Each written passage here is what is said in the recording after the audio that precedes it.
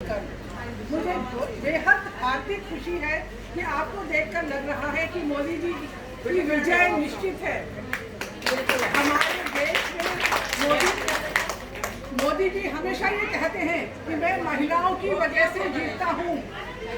आपने सुना होगा मैं कहते हुए कि मेरी वोटर्स महिलाएं ज़्यादा हैं।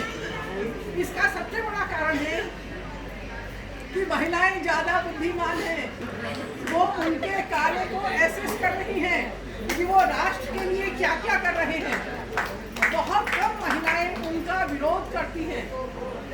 ज़्यादातर महिलाएं ये समझ पा रही हैं कि आज़ादी के इतने साल बाद मोदी जी ने क्या क्या चेंजेस किए हैं हमारे देश के लिए। उन्होंने जो जो भी कार्य महिलाओं के लिए किए हैं वो बहुत प्रशंसनीय हैं। आप सभी जानते हैं मुस्लिम महिलाओं का 3 तलाक का इशू कितना ज़्यादा मुश्किल था। इतने सालों से महिलाएं जो दुख भोग रही थी वो कल्पना भी नहीं कर सकता कोई। जिस तरह से वो एक एक की समस्या का समाधान कर रहे हैं, कितने सारे छोटे छोटे काम। सबसे पहले टॉयलेट बनवाना, कोई सोच भी नहीं सकता था कि इतना बड़ा प्रधानमंत्री देश का पहला अनाउंसमेंट करेगा कि घर घर में टॉयलेट होना चाहिए।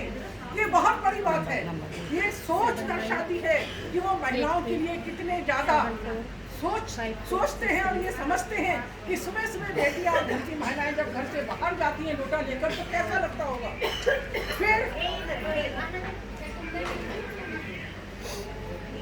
जिस तरह से छोटी छोटी घर घर उन्होंने नल का पानी पहुंचा दिया, बिजली पहुंचा दी, आपने आग के लिए गैस जलवा दी। महिलाएं किस कदर खुश हैं। हमारे पहाड़ की महिलाएं आपने देखा होगा सारा जीवन उनका लकड़ी इकट्ठा कर करके और घर घर पहुंचती थी। बहुत चूल्हा जलता था, बारिशों में लकड़ियां भीग जाती थी, कितनी परेशानी थी। उत्तराखंड हृदय से आभारी है जिस तरह से मोदी जी ने सड़कें बनवा दी हैं। जगह जगह गाँव गाँव तक सड़क पहुँच रही है। जिस तरह से छोटी छोटी चीज़ों का वो ध्यान रख रहे हैं। हम ये मानते हैं वैसे महिला कमजोर बिल्कुल नहीं है। हर परिस्थिति में हर एक के साथ संघर्ष करने को हर वक्त तैयार है।